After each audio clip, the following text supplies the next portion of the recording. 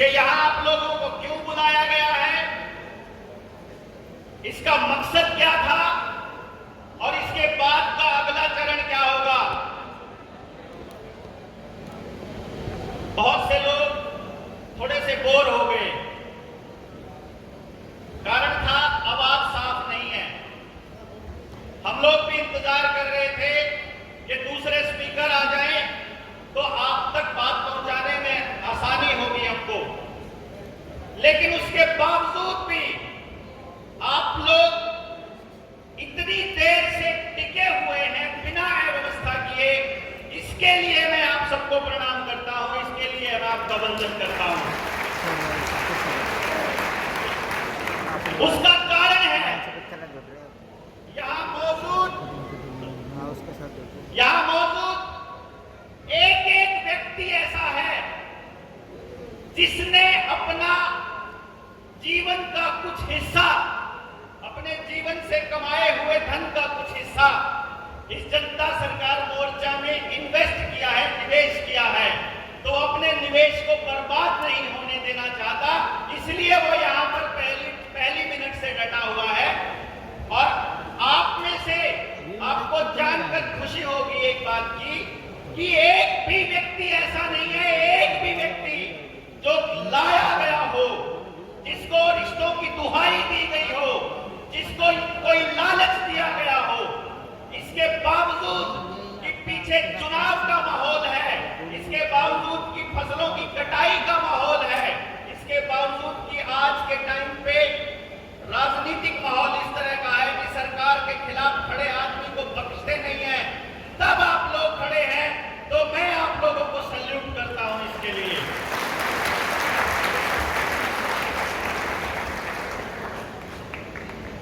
कुछ लोग कहते हैं पिछले 28 साल से आपकी नाक में दम कर रखा है। मैं कहता हूं आप जब से पैदा हुए हो तब से लेके आज तक आपकी जिंदगी कितने दिन आसान रही है बता तो दीजिए। आप जो कर रहे हो उस दिन से लेकर आज तक किसी की सरकार रही हो, आपको कब ऐसा महसूस हुआ हो कि हम सुरक्षित हैं, हमारी बहू बेटी सुरक्षित है, हमारे बच्चों का भविष्य सुरक्षित है और हम जो कर रहे हैं इसके लिए, ये जो हमारा किया हुआ है ये देश के लिए इस्तेमाल हो रहा है। मैं तो नहीं महसूस करता। गाड़ी ले रहा हूं तो मैं टैक्स दे रहा हूं, मैं पेट्रोल डीजल डलवा रहा हूं तो टैक्स दे रहा हूं, उसके बाद मैं टोल टैक्स दे रहा हूं। और पिछले 15 सालों से गाड़ी चलाते हुए भी मैं आपको बता दूं, मैंने आज तक एक भी सड़क ऐसी नहीं देखी है जिस पर मुझे उस टैक्स के दिए हुए का फायदा नजर आता हो।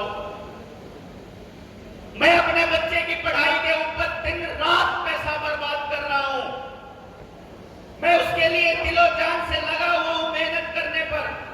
उसके बावजूद भी मेरा पड़ोस ऐसा नहीं कि मैं उसके ऊपर भरोसा कर सकूं, उसके बावजूद भी मेरा प्रशासन ऐसा नहीं कि मैं उसके ऊपर भरोसा कर सकूं, इसके बावजूद भी मैं अपने बच्चे को ऐसी शिक्षा नहीं दिला पा रहा कि मैं ये भरोसा कर सकूं कि जब वो वहां से पास होगा तो उसकी जिंदगी आसान होगी, या वहां से पास होगा तो उसको जीवन यापन का कोई रास्ता मिलेगा, या उसको समाज में सम्मान सुनिश्चित होगा, या ऐसी कोई चीज जिसके लिए मैं प्रयास कर रहा हूं, मुझे तो नजर नहीं आ रहा। इसमें आपकी चहेती सरकार भी आ गई, इसमें जिसको आप पसंद नहीं करते वो सरकार भी आ गई। मुझे तो कुछ ऐसा नजर नहीं आया कि जिससे मैं समझूं कि सब कुछ बहुत बढ़िया हो रहा है। यही दर्द लेकर के चले थे जब न्यू वर्ल्ड ऑर्डर का पता चला कि इतना बड़ा खेल चल रहा है। नौकरी पर होते हुए एक मिडिल क्लास फैमिली के लिए सरकारी नौकरी बहुत बड़ी चीज होती है। ये भी नहीं पता कि कल क्या होगा। हमने ये निर्णय ले लिया कि नहीं, गुलामी की जिंदगी से बेहतर है थोड़ा खा लेंगे लेकिन आजाद जिंदगी जिएंगे और चल पड़े एक रास्ते पर। ये मैं 2 साल और 6 साल और 8 साल की बात नहीं कर रहा हूं। 10 साल पहले जब ये निर्णय लिया कि मुझे नौकरी नहीं करनी है, उस वक्त मेरे सामने कोई रास्ता खुला नहीं था।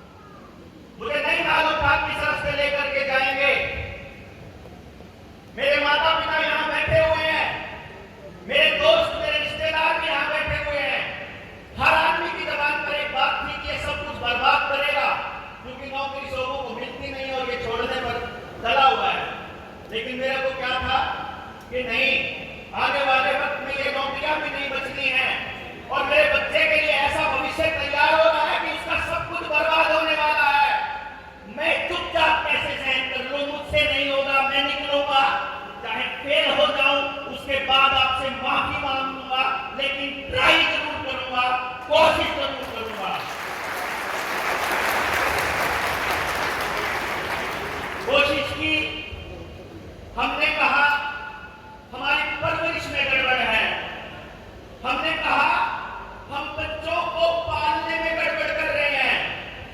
लोगों ने कहा कैसे? मैंने कहा भाई एनडीआरआई जैसा बड़ा संस्थान है, वहां आपको गाय भैंस कुत्ते बिल्ली पालना सिखाया जाता है, घोड़े पालने की ट्रेनिंग दी जाती है, मछली पालने की ट्रेनिंग दी जाती है, कुत्ते पालने की, सुअर पालने की भी ट्रेनिंग दी जाती है। लेकिन औलाद के पालने पर बात आज तक मैंने एक आदमी के मुंह से नहीं सुनी, एक संस्था के मुंह से नहीं सुनी कि बच्चों को कैसे पालें।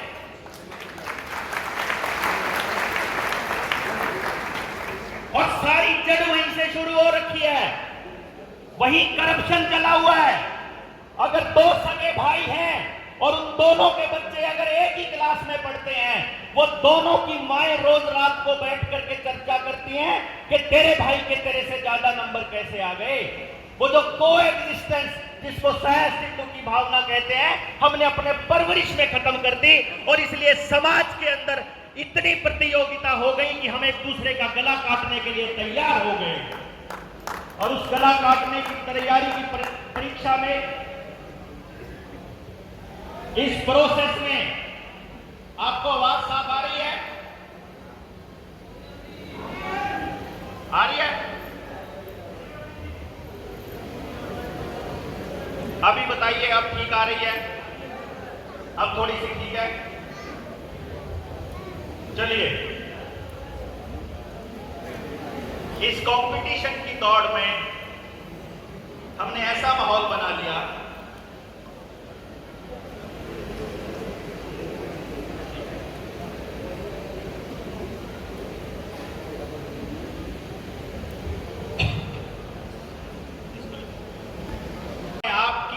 बंद करने की कोशिश की, आपका गला दबाने की कोशिश की।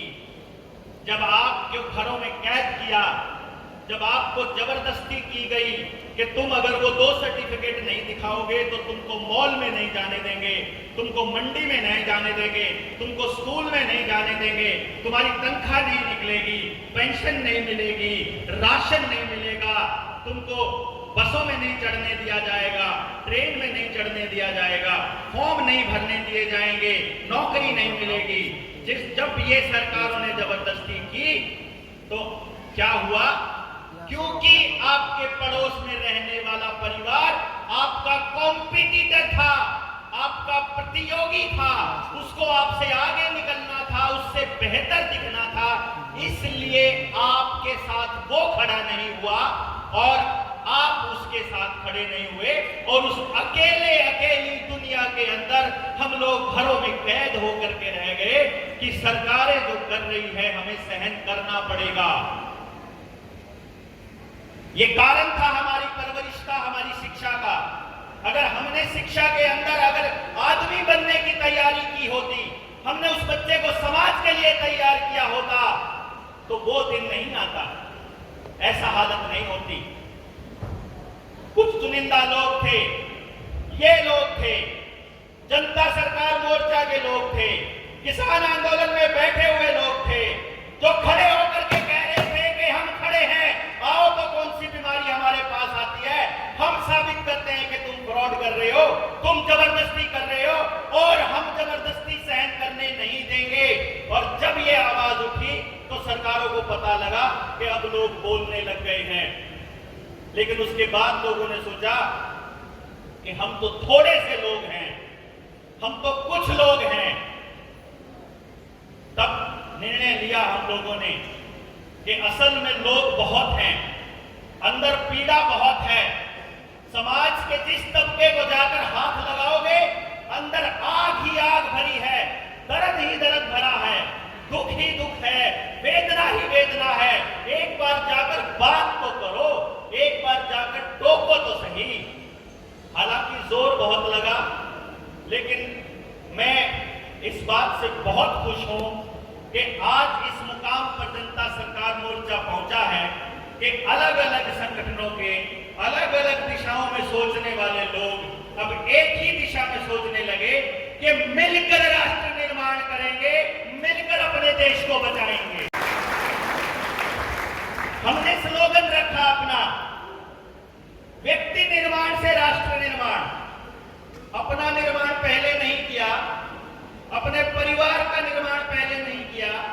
समाज का निर्माण नहीं कर पाएंगे। लेकिन इन व्यवस्थाओं ने ऐसे हालात पैदा कर दिए कि अगर मैं अपने परिवार को संभालने चलूं तो मेरे पास समाज के लिए वक्त नहीं बचेगा, और अगर मैं समाज के लिए चलूं तो मेरे पास परिवार को देने के लिए वक्त नहीं बचेगा। तो क्या करें? तो ऐसे लोग लेकर के आने होंगे जो समाज में जिन्होंने कुछ विशेष उपलब्धियां हासिल की हैं, जिनकी कुछ स्पेशलिटी है, जिनकी कुछ खासियत है, जिन्होंने समाज के लिए कुछ सोचा है, और उन लोगों को निकालने के लिए हमने प्रयास जारी किए कि भाई ऐसे बात नहीं बनेगी। समाज निर्माण, राष्ट्र निर्माण केवल तब होगा जब हम समाज की जड़ों पर काम करेंगे, जिसे हम बच्चे कहते हैं, जिसे हम शिक्षा कहते हैं। ये तब तक नहीं होगा जब तक हम अपने साथ जुड़े हुए लोगों को स्वावलंबी नहीं बना देते। ये तब तक संभव नहीं होता जब तक उनको समाज को कैसे लोग चाहिए वैसे लोग तैयार नहीं कर देते। और इसलिए ये सोचकर कि यात्रा बहुत लंबी है, हमने ये निर्णय ले ही लिया कि लोग 4 आए कि 40 आए, 4000 आए कि 4 लाख, हम ये निर्णय लेते हैं। जिन लोगों ने इस मुहिम को शुरू किया था, हमने ये निर्णय लिया था, एक काम करते हैं, हम एक माहौल बनाते हैं कि हम लोग सीधे सीधे राजनीति में नहीं जाएंगे, हम समाज निर्माण पे काम करेंगे। लोग कहने लगे कि राजनीति में नहीं जाओगे तो चीजों को कैसे बदलोगे? हमने कहा हम ही थोड़ी ये लोग हैं जो समाज को बदलने चले हैं। पीड़ा वाले कितने सारे लोग हैं। ये 1000 लोग, 2000 लोग, 3000 लोग बैठे हुए हैं, इनमें कोई हमारे पास नेता नहीं है क्या जो आज नहीं आ पाए किसी कारणवश, जो आना चाहते थे, जिन्होंने अपनी शुभकामनाएं भेजी हैं, जिन्होंने कहा है कि हम आपके साथ हैं, जनता सरकार मोर्चा के साथ हैं, उनमें नेता नहीं है क्या? तो क्या हम ऐसा नहीं कर सकते कि समाज में से निकाल करके समाज अपने नेता खुद तैयार करे? नहीं कर सकते क्या? हम ये कर सकते हैं और ये करना होगा, क्योंकि ये हमने निर्णय लिया कि भाई अगर समाज हमें इजाजत देगा तो हम लोग खुद अपने आप को बाहर रख के अपने साथियों में से लोगों को तैयार करेंगे। क्या है, मुझे कुछ लोगों ने अभी की बात बताता हूं, बाहर एक दोस्त मित्र मुझे कह रहा था कि डॉक्टर साहब जैसे केजरीवाल ने छल किया ऐसा तो छल नहीं करोगे? मैंने हाथ जोड़ लिया, भाई मैं ठेकेदार नहीं हूं, भाई मुझसे मैं नहीं करने वाला, मेरे बस की बात नहीं है। जब तक आकर के आप नहीं संभालोगे, मेरे कंधों में इतना दम नहीं है कि ये संभाल पाए इस बोझ को। आपको आकर के बराबर में संभालना पड़ेगा अपना समाज। आपका गांव है, आपके बच्चे हैं, आपकी समस्या है, उसका समाधान आपको करना पड़ेगा। हम वो लोग ला के देंगे आपके गांव में जो समाधान करेंगे।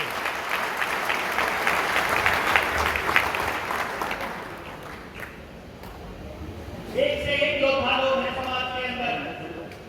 दिक्कत क्या है, हम लोग जाकर उनकी शरण में बैठते नहीं हैं कि आइए हमको दिशा दीजिए, हमको बताइए कि हम अपने बच्चों को कैसी दिशा दें।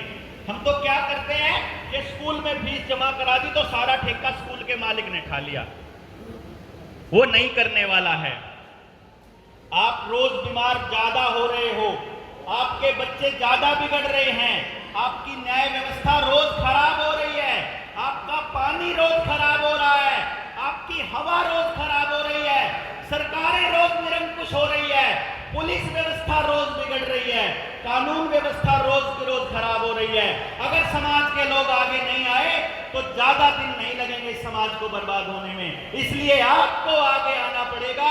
इसी मकसद के साथ आपको यहां पर बुलाया गया है कि जिम्मेदारी संभालिए दोस्तों, ये आपका काम है, ये आपका देश है, ये आपके बच्चे हैं, आपको ही संभालने पड़ेंगे और कोई रास्ता हमारे को नजर में नहीं आ रहा।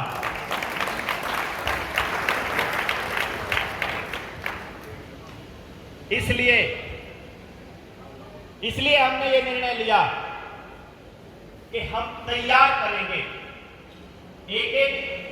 हमने एक अंबाला में ट्रेनिंग प्रोग्राम किया अपने साथियों का, एक हमने भिवानी में किया, शेर सिंह जी आगे शेर सिंह जी बैठे हुए हैं यहाँ पर, उनके सानिध्य में वहां हमने भिवानी के अंदर तिमड़ी वाला प्रोग्राम किया।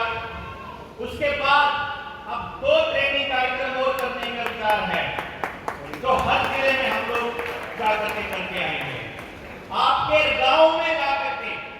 देखिए आज से जब 10 साल पहले या मैं कहूँ 13 साल पहले 2009 में 2010-11 में मैं एक साइंस के ऊपर काम कर रहा था, मैं इस विद्या पे काम कर रहा था कि मुझे कुदरत ने पैदा कर दिया, मैं यूनिक हूं, मैं बिल्कुल अलग हूं दुनिया से, तो मैं कैसे अलग हूं मुझे कौन बताएगा? या तो मेरे स्कूल का टीचर बताएगा या मुझे मेरे माँ बाप बताएंगे। माँ बाप को तो मेरे लिए रोटी का और मेरी पढ़ाई का इंतजाम करने की फुर्सत नहीं है, स्कूल के मास्टर को नौकरी करनी है, उसको पास इतनी नॉलेज समझ नहीं है, तो फिर कौन करेगा भाई ये काम? और जब हमने इस पे काम किया तो आपको जानकर बड़ी खुशी भी होगी कि मैं इंडिया का पहला आदमी हूं जिसने इस चीज के ऊपर काम किया कि आज हम 3 साल की उम्र के बच्चे को ये बता सकते हैं, उसके बाद किसी भी बच्चे को, कि इस बच्चे के पास कैसा दिमाग है, कुदरत ने कैसा दिमाग दिया है और ये कैसे काम करने के लिए बना है। अब मान लो आपके बच्चे को 3 साल की उम्र में, 5 साल की उम्र में ही पता चल जाए आपको कि आपका बच्चा इस तरह के काम करने के लिए बना है, उसको उसी के लिए तैयार कर लिया जाए और उसको उन्हीं कामों से जीवन यापन कैसे करना है ये सिखा दिया जाए, तो वो बच्चा उस अल्टीमेट हैप्पीनेस जिसे परम आनंद कहते हैं उस तक पहुंच जाएगा, उस तक पहुंचने का रास्ता तय हो जाएगा। यही सोचकर हम चले थे, ये तो जनता सरकार मोर्चा बन गया तो अब हमें लगता है कि हमारे सपनों को पंख लग गए, इतने सारे साथी बराबर में आके खड़े हो गए, अब तो कुछ बचा नहीं।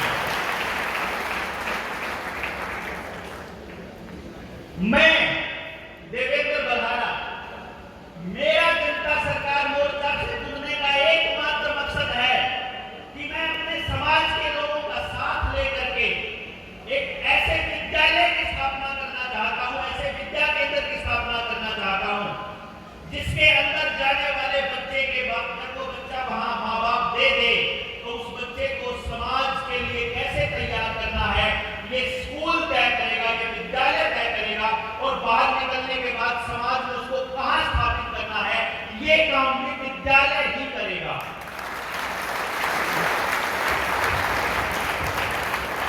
असल में ये काम समाज का होना है। आपका बच्चा केवल आपका बच्चा नहीं है, वो पूरे गांव का बच्चा है।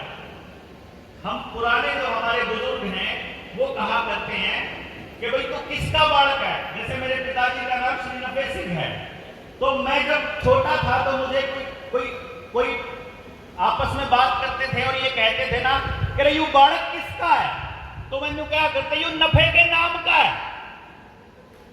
कभी ये नहीं कहा कि ये नफे का है, नफे के नाम का, कि नाम तो नफे का आ गया लेकिन बालक सबते गांव का है, यो इसकी जिम्मेदारी सबते गांव की है। जब समाज ने ये जिम्मेदारी छोड़ दी ना, जब हमने अपने अपने बच्चों की जिम्मेदारियां अपने ऊपर ओढ़ ली, उस दिन से समाज की बर्बादी शुरू हुई है। अब वो निर्णय लेने का समय आया है कि जिस व्यवस्था परिवर्तन की हम बात करते हैं, क्या हम ऐसे समाज की परिकल्पना कर सकते हैं कि समाज मिलकर के तय करे कि हमको कैसी शिक्षा चाहिए और समाज मिलकर के तय करे कि हमको कैसे बच्चे चाहिए, हमें अगली जनरेशन कैसी चाहिए। ये काम अगर समाज तय कर ले, यकीन मानिए ये जो बाहर की विदेशी ताकतों की जो शिक्षा है, जो हमारे ऊपर वेशभूषा और जो ये जबरदस्ती की व्यवस्था थोपी गई है, इसको ध्वस्त होने में ज्यादा समय नहीं लगेगा। ये मिट्टी के ढेर की तरह रह जाएगी, इसका मुझे पूरा विश्वास है।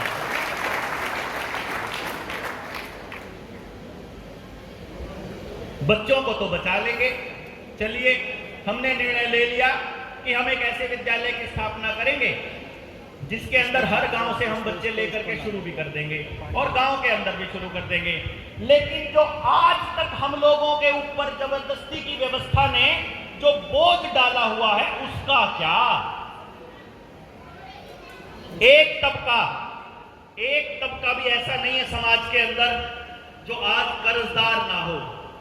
बच्चे शिक्षा के लिए लोन ले रहे हैं, दुकानदार दुकान चलाने के लिए लोन ले रहे हैं, माँ बाप अपना घर बनाने के लिए, गाड़ी लेने के लिए, किसान जमींदार अपनी हर साल फसल उगाने के लिए, उसके बाद अपनी बेटियों की, अपने बच्चों की ब्याह करने के लिए, यहाँ तक कि आपको कोई भी काम करना हो, अब तो सरकार ये कहती है घर में रखे हुए सोने पर लोन ले लो, आपकी जमीन पर लोन ले लो, लाल डोरा तोड़ दिया घर पर लोन ले लो, डंगरों के राशन आधार कार्ड बना दिए उन पर लोन ले लो, तुम लोन ले लो, लोन।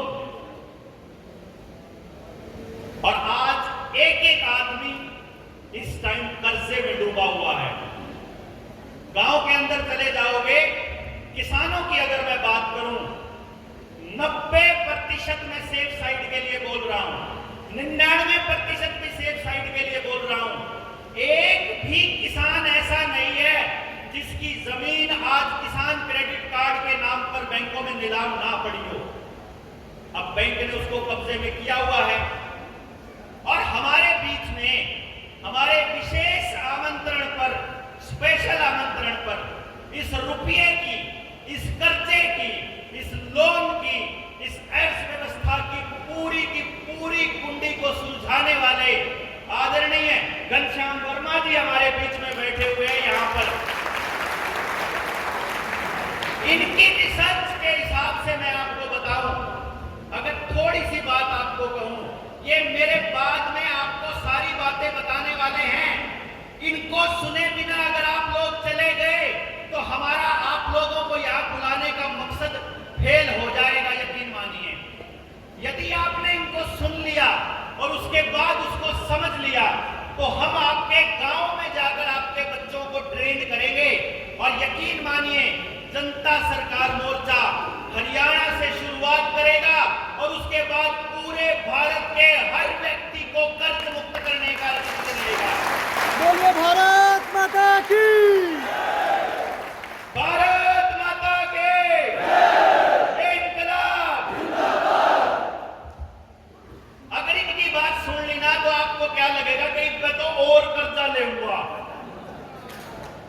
उसके बाद कर्जा उतारेंगे। कैसे उतारेंगे ये आपको घनश्याम वर्मा जी बताएंगे।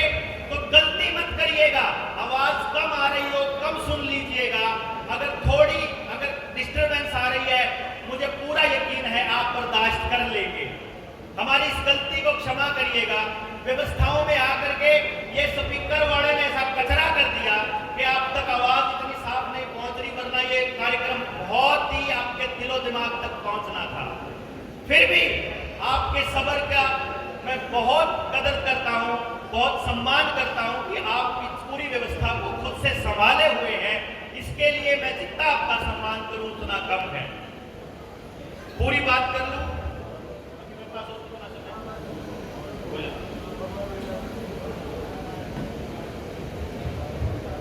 आप जाइएगा मत आखिर तक। आपके लिए 2-3 अनाउंसमेंट और हैं।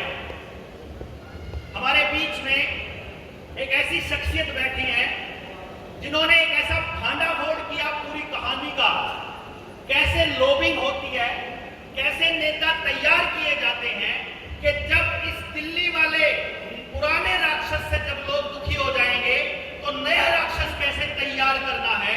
और वो कौन सी लॉबी है जो तैयार करती है, वो कौन सी लॉबी है जो हमारी शिक्षा व्यवस्था, हमारी स्वास्थ्य व्यवस्था को कंट्रोल करती है और फिर राजनीति को कंट्रोल करती है। उस किताब लिखी है जिसका नाम आपने सुना हो, जियोपॉलिटिक्स। सुना है कभी आपने जियोपॉलिटिक्स? किसने सुना है जियोपॉलिटिक्स का नाम? अरे एक तो मैंने बोल दिया, एक तो सबने सुन लिया। जब मैंने बोल ही दिया जियोपॉलिटिक्स किसने सुना तो सबने सुन लिया। जियोपॉलिटिक्स नाम की किताब बाहर गेट पर रखी है। उनके लेखक भाई नवनीत चतुर्वेदी जी हमारे बीच में है, यहाँ पर बैठे हुए हैं। अगर आपको इस व्यवस्था की सारी बर्बादियों की तह तक पहुंचना है, वो किताब इन्होंने थोड़ी संक्षेप में लिखी है, लेकिन पूरी कहानी समझने के लिए काफी है। अगर आप समझना चाहते हैं, पढ़ने के शौकीन है, किताब जरूर लेकर के जाइएगा जाते हुए। ये मैं आपको बता रहा हूं। दूसरी अनाउंसमेंट, बचपन से लेकर जब बच्चा पैदा होता है तब से लेकर के और जब भी उसको कोई बीमारी होती है, बच्चों को जो वैक्सीन लगाई जाती है, उन वैक्सीन की वजह से उनके जीवन में किस तरह की रिपोर्ट, वो किताब भी हमारे पास है। जिनको चाहिए कि वो लोग भी उस किताब को लेकर के जाएंगे, जाते हुए मिल जाएंगे। तीसरी बात, आपको एक फॉर्म मिला होगा। ये जो आज की बैठक है, हम आप लोगों को ये मानते हैं कि आप लोग अपने आप से आए हुए लोग हैं। हम ये मानते हैं कि आप में एक भी ऐसा नहीं आदमी बैठा हुआ जो किसी की बहू बेटी पर गलत नजर रखता हो, जो समाज के लिए बुरा सोचता हो, जो समाज के अच्छे की ना सोचता हो। हम ये मान कर चलते हैं। अगर कोई सरकार का या कोई जासूस बैठा हो तो उसको हम एक्सक्लूड करते हैं, वो आदमी हमारे जनता सरकार मोर्चा का आदमी नहीं हो सकता। तो आप लोगों को ये एक फॉर्म दिया गया है। इस फॉर्म के अंदर आपको जिम्मेदारियां लेनी है अपना अपना गांव संभालने की, अपने अपने गांव के किसानों को कर्ज मुक्त करने की, अपनी शिक्षा व्यवस्था को संभालने की, अपने स्वास्थ्य व्यवस्था को संभालने की। आप यहां से जाने के बाद दोगुनी ऊर्जा से लग जाएंगे। हम लोग अभी तक 24 घंटे काम कर रहे हैं 24 में से। अगर आप लोग दुगनी ऊर्जा से लगेंगे तो यकीन मानिए हम 48 घंटे भी काम करने को तैयार है 24 में से। कैसे होंगे? हमने इतने दिनों में एक एक आदमी की एक एक कॉपी तैयार कर ली है। तो एक दूसरी कॉपी है वो दूसरे गांव में जाएगा तो 24 के 48 हो जाएंगे। अपने अपने गांव के अंदर जनसंपर्क अभियान को बढ़ा देना है, लोगों की जागरूकता का स्तर बढ़ा देना है, लोगों को आंदोलित कर देना है। यहाँ आकर के जो ऊर्जा मिली है, हम आपसे ऊर्जा लेकर के जाएंगे, आप हमसे ऊर्जा लेकर के जाइए। आप पूरे प्रदेश के लोगों को संगठित करने का काम कीजिए। और हम अगर 30 तारीख को आपकी इजाजत हो, मत से कह रहा हूं इसलिए मत कहिएगा, इसलिए मत हाथ खड़ा करिएगा। मैं थोड़ा ठीक भाषण दे रहा हूं इसलिए मत हाथ खड़ा करिएगा। अपनी अंतरात्मा की आवाज से कहिएगा। हम लोग चाहते हैं कि भाई राजीव दीक्षित जिनका सपना था व्यवस्था परिवर्तन का, उनकी पुण्यतिथि पर 30 अक्टूबर को जींद के अंदर एक ऐसा व्यवस्था परिवर्तन का एग्जाम्पल हम लोगों के सामने सेट कर पाए और लगभग 10,000 लोगों के परिवारों को वहां लेकर के आए कि यह परिवार अब इतना बड़ा हो गया है कि अब आपके रोके से नहीं रुकेगा, आपकी जबरदस्ती हम पर नहीं चलेगी। तो आप बताइए अपना समर्थन दे करके, वरना हम अपने हाथ पीछे खींच लेंगे कि नहीं कोई फायदा नहीं है। 30 अक्टूबर को अगर आप हमें समर्थन देते हैं इस बात के लिए, तो इस कागज के अंदर जो आपको कागज मिला है, अपनी जिम्मेदारी लिख दीजिएगा। हमें आपसे बहुत ज्यादा अर्थ जो है नहीं चाहिए, लेकिन हमें आपसे ही चाहिए। हमारा कोई माई बाप नहीं है, किसी बड़े उद्योगपति से पैसे नहीं लिए हैं। अगर लिए होते तो उनको यहाँ बिठाना पड़ता, उनके हिसाब से मत संचालन करना पड़ता, उनके हिसाब से अपनी भाषा शैली बदलनी पड़ती। कोई पॉलिटिकल पार्टी का आदमी हमारा सरगना नहीं, हमारा सरपरस्त नहीं है, कोई माई बाप नहीं है। लेकिन हमको अपने पीठ से वो राजनीतिक लोग भी निकालने पड़ेंगे जिनकी जो शुचिता के साथ काम कर रहे हैं, उनका साथ भी हमको लेना पड़ेगा। आप अपने परिवार की व्यवस्थाओं में से जितना थोड़ा सा अपना एक्स्ट्रा कर पाते हैं वो जनता सरकार मोर्चा को दीजिएगा। सिर्फ आप ही के सहयोग से सब कुछ चल रहा है। आप ही का सहयोग, आप ही की मेहनत, आप ही का साथ, आप ही का विश्वास, इसी के सहारे जनता सरकार मोर्चा के लोग दिन रात लगे हुए हैं। घनश्याम वर्मा जी को सुने बिना नहीं जाएंगे, आचार्य अग्निवरत जी को सुने बिना नहीं जाएंगे। आप सारे साथी इतने ही दिल से बैठ करके सुनेंगे। मैं इसी उम्मीद में आपके भरोसे मन सुनील भाई को देता हूं और आपको सल्यूट करता हूं। जय हिंद, जय भारत।